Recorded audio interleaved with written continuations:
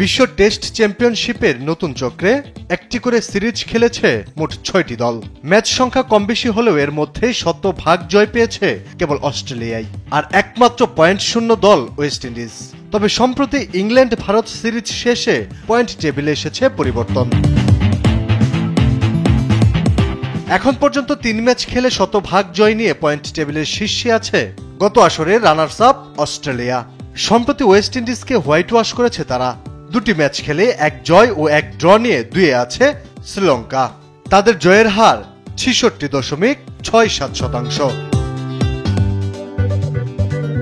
Point টেবিলে অবস্থান বদল হয়েছে ভারত এবং ইংল্যান্ডের।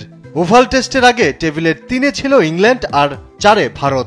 ২-২ সমতায় শেষ হওয়া সিরিজের পর ৪৬.৬৭% জয়ের হার নিয়ে ৩-এ উঠেছে ভারত, আর ৪৩.৩৩% জয় নিয়ে 4-এ নেমে গেছে ইংলিশরা। এখন পর্যন্ত ২টি টেস্ট খেলে বাংলাদেশের অবস্থান পঞ্চম। শ্রীলঙ্কার বিপক্ষে ২ টেস্টের সিরিজ খেলে একটিতে ড্র এবং অন্যটিতে হারে টাইগাররা। বাংলাদেশে পয়েন্টের শতাংশ ১৬.৬৭। এছাড়া অস্ট্রেলিয়ার বিপক্ষে ৩ ম্যাচে হারা ওয়েস্ট ইন্ডিজ আছে টেবিলের ৬-এ। এর বাইরে নিউজিল্যান্ড, পাকিস্তান এবং সাউথ আফ্রিকার নতুন চক্রে এখনো কোনো ম্যাচ খেলেনি। আলী আকাশ, স্পোর্টস ডেস্ক, দেশ টিভি।